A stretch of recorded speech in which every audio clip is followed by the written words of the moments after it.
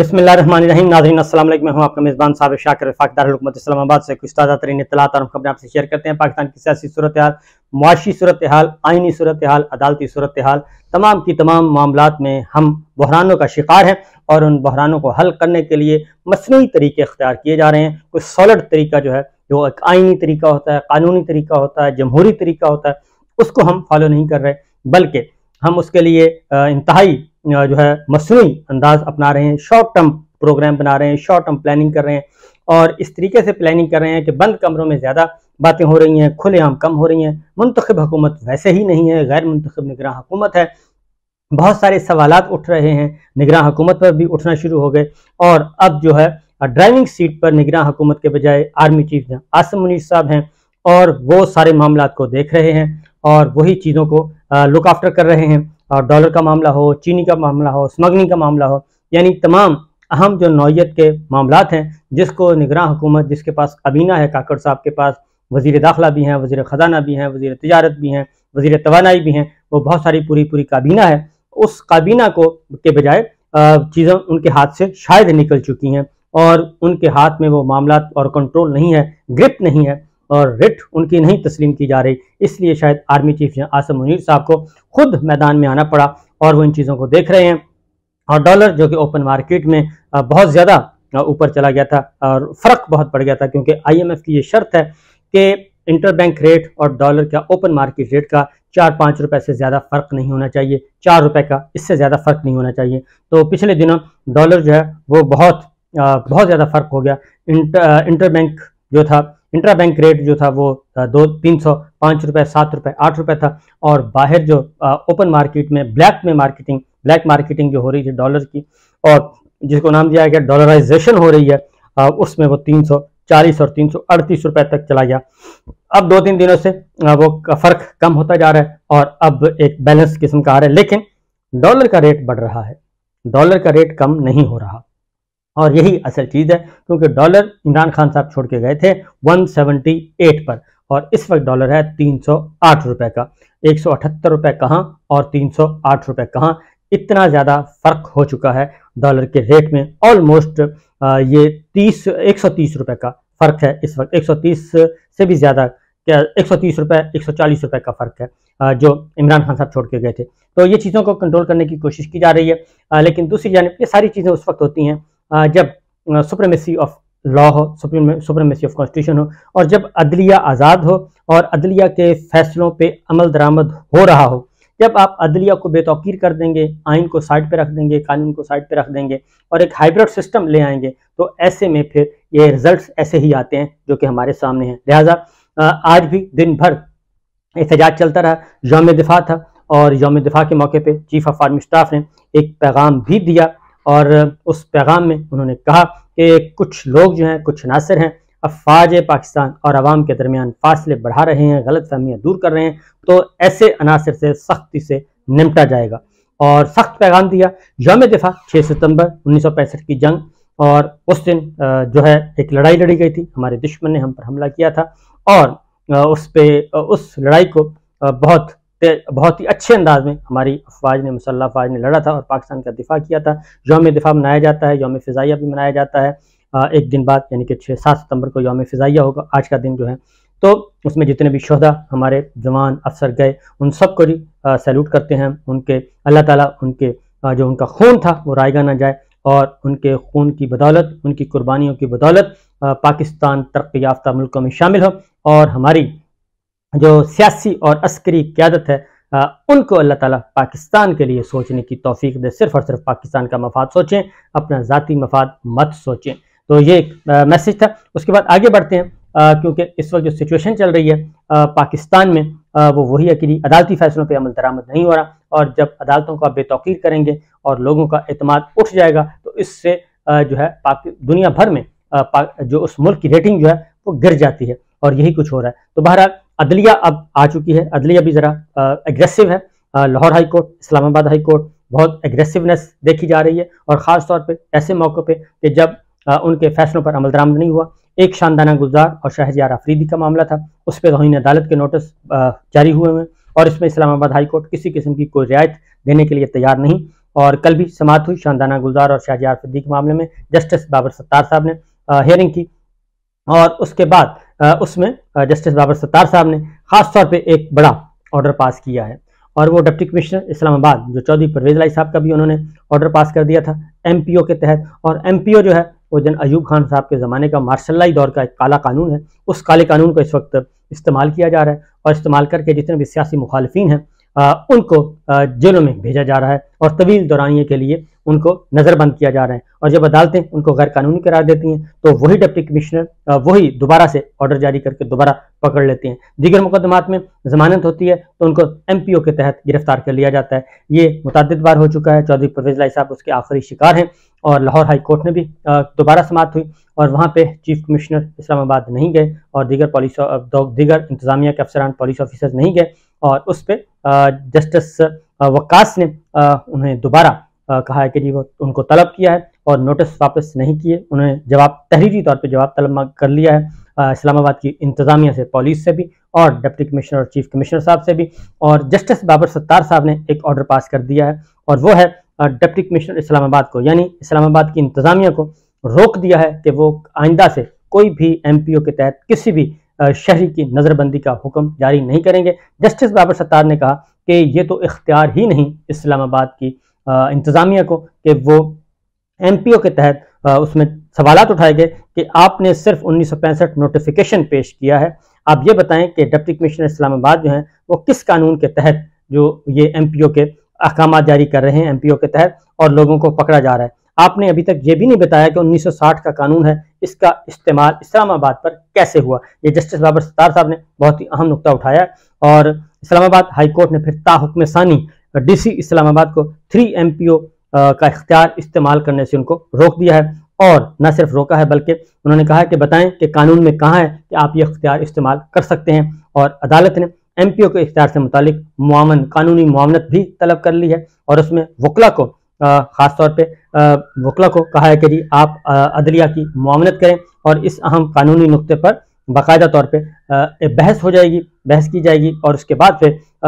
इसका फैसला किया जाएगा। और फिल वक्त यह क्योंकि शहरियार अफरीदी और शानदाना गुलजार को भी मजीद किसी केस में गिरफ्तारी से रोक दिया है, आइंदा समाअत तक उसकी तौसी कर दी गई है और ये एक डेवलपमेंट हुई है MPO के तहत कवानीन पे, क्योंकि 3 MPO को जिस तरीके से पिछले दिनों इस्तेमाल किया गया वो एक नाकाबिले हद तक हैरान कुन था कि हाई कोर्ट्स तक के फैसलों को आप जो इंतजामिया है पुलिस और जिला इंतजामिया वो रद्दी की टोकरी में डाल रही थी। और जस्ट एडवोकेट सलाहुद्दीन अहमद और एडवोकेट वक्कार राना को अदालती मुआवन मुकर्रर किया है। इस मामले में वो आएंगे और आके Islamabad high court justice Babar Sattar साहब की मुआवनत करेंगे और बताएंगे कि जनाब किस कानून और किस असूल के तहत ये काला कानून इस्तेमाल किया जा रहा है, जिसको इस्तेमाल करने का इस्लामाबाद डिप्टी कमिश्नर के पास इख्तियार ही नहीं है। लिहाजा एक अहम डेवलपमेंट है क्योंकि चौधरी परवेज इलाही साहब को उठाया गया था। चौधरी परवेज इलाही साहब का भी मामला जो है वो भी दोबारा गिरफ्तारी पर तौहीन अदालत की दरखास्त दायर कर दी गई है और उसके लिए भी उनके फ्रीकैन को नोटिस जारी करने की इस्तदा की गई। और चौधरी परवेज इलाही साहब को क्योंकि पहले कल इस्लामाबाद हाई कोर्ट ने ऑर्डर दिया और उनको रिहा करने के बाद अगले ही लम्हे उनको उन्हीं की गाड़ी में उनके वकील की गाड़ी समेत उनको उठा कर ले गए और सारी रात उनको CIA पुलिस थाने में रखा और वहाँ पे चौधरी परवेज इलाही साहब को आज दहशतगर्दी की अदालत इंसदाद दहशतगर्दी की अदालत में पेश किया गया और उसमें भी कानून और जो FIR है नामालूम अफराद में की फहरिस्त में उनको डाल के उनकी गिरफ्तारी डाली गई है। तो वहाँ पे जो सिचुएशन उस वक्त हुई उसमें भी चौधरी परवेज इलाही साहब से पूछा गया कि जनाब आप प्रेस कॉन्फ्रेंस कब कर रहे हैं, यानी जाके पाकिस्तान तहरीक इंसाफ से भी अलग हों, इमरान खान साहब से भी अलग हों, अपने लिए आसानियाँ पैदा करें। तो चौधरी परवेज इलाही साहब ने कहा कि मेरा कोई इरादा नहीं है कि मैं जाके करूंगा जी प्रेस कॉन्फ्रेंस और मैंने प्रेस कॉन्फ्रेंस नहीं करनी। और पाकिस्तान तहरीक इंसाफ ने भी इस मामले में एक सख्त स्टेटमेंट जारी की है क्योंकि पाकिस्तान तहरीक इंसाफ के सदर हैं चौधरी परवेज इलाही साहब और उन्होंने कहा है कि ये सब कुछ इंतकामी कार्रवाइयाँ हो रही हैं और इंतकामी कार्रवाइयाँ जो हैं उसकी वजह से ये सब कुछ किया जा रहा है और पाकिस्तान तहरीक इंसाफ को बाकायदा तौर पर डिसमेंटल किया जा रहा है और उनकी वफादारियाँ तब्दील करने के लिए पोलिटिकल इंजीनियरिंग पोलिटिकल मैनूवरिंग की जा रही है और इसमें ताकतवर लोग मुलव्वस हैं और उनको एहसास करना चाहिए। तो चौधरी परवेज इलाही साहब ने कहा कि जी मुझे CIA में रखा गया है, सारी रात किसी से मुलाकात नहीं की और ना ही मैंने मुलाकात करनी है। उन्होंने कहा मुलाकातों का वक्त गुजर गया और जरदारी, नवाज, शहबाज अपना पैसा ले आएँ तो मुल्क के हालात ठीक हो जाएंगे। एक और बात भी चौधरी परवेज इलाही साहब से पूछा गया कि जनाब अब ये बताएं कि आप पीटीआई में, उन्होंने कहा चौधरी शुजात ने पीटीआई में भेजा था और फिर आगे क्या, उन्होंने कहा कि उनका बेटा जो है सालिक वो वजीर बनना चाहता था, इसलिए ये सारा कुछ हो रहा है और मैं अपनी बात पे कायम हूँ और अपनी बात पे कायम रहूंगा। चौधरी परवेज इलाही साहब जो है ऊपर गए थे जी और उनको 14 दिन का रिमांड मांगा गया था, लेकिन सिर्फ 2 दिन का रिमांड दिया गया और कल फिर उनको अदालत में पेश किया जाएगा और अगली बात की जाएगी। तौहीन अदालत की कार्रवाई जो है वो बदस्तूर आगे बढ़ रही है और परवेज इलाही अपने घर जा रहे थे। बताया गया इस्लामाबाद लाहौर हाई कोर्ट ने भी फैसला दिया कि परवेज इलाही को किसी मुकदमे में गिरफ्तार नहीं करना और उस पर उन्होंने जाके बताया, कोर्ट को भी बताया कि इस्लामाबाद पुलिस ने परवेज इलाही को अगवा किया और चौधरी परवेज इलाही को डिस्चार्ज करती है, पुलिस दोबारा गिरफ्तार कर लेती है। ये सारी चीज़ें रखी गई और परवेज इलाही की हिरासत में ही थे। 24 घंटे में तफ्तीश अफसर ने क्या किया, ये भी बात की गई कि उनको अगर 24 घंटे में उनसे कोई पूछगछ की गई तो चौधरी परवेज इलाही साहब ने कहा मुझसे कुछ नहीं पूछा गया और किसी किस्म की कोई बात नहीं की गई और 9 मई का मामला अभी तक चल रहा है। तो इसी दौरान चौधरी इमरान खान साहब की जो दरखास्त जमानतें खारिज की गई थी मुख्तलिफ मुकदमात में, उस पर भी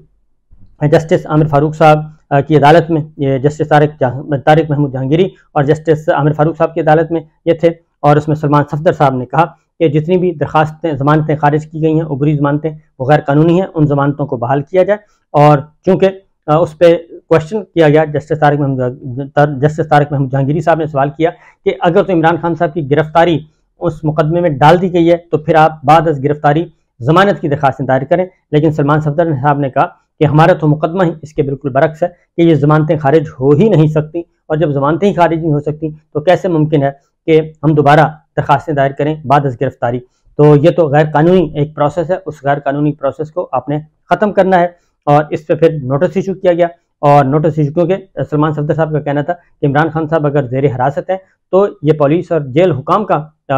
जिम्मेदारी है कि वो अदालत में उनको लेके जाएं या अदालत उनको बुलाए कि जनाब आएँ, तो वो अपेयर होने के लिए तैयार थे, इसलिए उनकी अदम हाजिरी की बिना पर दरखास्त जमानत खारिज बनती नहीं है। लिहाजा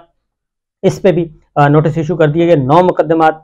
उन पे थे और 9 मुकदमात में उनकी पूरी जमानत हुई थी। ये समात अब आइंदा जुमेरात तक मुलतवी कर दी गई है और जवाब तलब कर लिया गया है।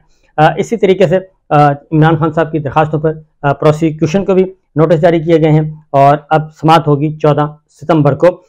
ये है मामला और ये है सूरत हाल। इस दौरान चौधरी परवेज इलाही साहब कमरा अदालत में काफ़ी कॉन्फिडेंट थे और किसी परेशान घबराए हुए नहीं थे। उन्होंने कहा ये जो भी करना चाहते हैं कर लें, मेरे साथ मेरा जो एक फ़ैसला है वो फ़ैसला इसी तरह ही रहेगा। और इस पर फिर चौधरी परवेज इलाही साहब को घर से खाने की अदालत ने हुक्म दिया कि घर से खाना भी उनको दिया जाए, उनको कपड़े, मेडिसिन, अद्वियात वगैरह सब प्रोवाइड की जाए, उनकी फैमिली की मुलाकात करवाई जाए और इनका एहतराम किया जाए और उनका ख़ास ख्याल रखा जाए उनके एक ओहदे और मर्तबे के मुताबिक। यह अदलिया ने हुक्म दिया और साथ ही साथ एक और भी सूरत हाल हुई है कि जी आज बुशरा बीबी को तलब कर लिया गया है। तोशाखाना केस में नैब हुकाम ने तलब किया है और उस सिलसिले में जो है अब उनकी तलबी होगी, आज उनकी अपीयरेंस होगी। तो देखना है कि क्या होता है और उनको गिरफ्तार करने का इरादा है या नहीं, क्योंकि हालात उसी तरफ जा रहे हैं और सूरत हाल बिगड़ती जा रही है और एक दफ़ा फिर कशीदगी बढ़ती जा रही है। और चौधरी परवेज इलाही साहब का बता चुका हूँ कि उन्होंने कहा प्रेस कॉन्फ्रेंस का कोई इरादा नहीं है। जनरल आसिम मुनीर साहब आर्मी चीफ का जो पैगाम है एग्जैक्ट मैं आपको बता देता हूँ। वो कहते हैं कि हाल ही में बाज़ अनासर ने अवाम और फौज के मुक़द्दस रिश्ते पर वार करने की मज़मूम कोशिश की और अफवाज पाकिस्तान ने बहैसियत कौमी इदारा नहायत तहम्मुल और समझदारी से काम लिया और इसे नाकाम बना दिया। उन्होंने कहा कि मुसल्लह फ़ौज ने जिस जानिब फ़शानी से दहशतगर्दी का मुकाबला किया उनकी मिसाल नहीं मिलती और पाक फ़ौज अवाम की ख्वाहिशात और मंगों का महवर है, मजबूत मईशत मजबूत दिफा के लिए नागुज़ीर है। और ये सिचुएशन चल रही है जी, ये है मामलात। और एक और आपको ख़बर देता चलूँ कि एक इंतहाई अहम तरीन इजलास हुआ है और उस इजलास में जो ख़बरें हैं वो काफ़ी गर्मा गर्म ख़बरें हैं और वो आर्मी चीफ आसिम मुनीर साहब की क़यादत में ये इजलास हुआ जिसमें आला हुक्काम भी थे और इस इजलास में चेयरमैन PTA भी थे, DG FIA भी थे और फेडरल सेक्रेटरीज थे। और उसमें जो सामने आइए फेडरल सेक्रेटरी इंफॉर्मेशन IT बहुत मुख्तलिफ ब्यूरोक्रेट्स थे और सीनियर ऑफिसर्स थे। उसमें कहा गया है कि जी सोशल मीडिया पे और डिजिटल मीडिया पे जो पोस्टें हो रही हैं आर्मी के खिलाफ, आर्मी चीफ के खिलाफ, ISI के खिलाफ, और उस पर किसी किस्म का कोई कंप्रोमाइज़ ना किया जाए, कोई और उसमें ये भी ना देखा जाए कि करने वाला कौन है, खातून है, मर्द है, बच्चा है, बूढ़ा है। इस पर सख्ती से अमल किया जाए और ऐसे तमाम अनासर की बेखनी की जाए और लिहाजा इस पर कोई कंप्रोमाइज़ नहीं होगा, इस पर कोई रियायत नहीं की जाएगी। लिहाजा इसके अलावा सुना है, कहते हैं कि जनाब इस सिलसिले में जो आर्मी के लोग हैं उन पे महकमाना कार्रवाई की जाएगी। आर्मी के लोग हैं, आर्मी के रिश्तेदार हैं, वो अगर ये काम कर रहे हैं उनको मजीद सख्ती से निपटा जाएगा। बहरहाल ये खबरें हैं और ये इतलात हैं। बाकी इंशाल्लाह अगले व्लॉग में इजाज़त दीजिए। अल्लाह हाफिज़।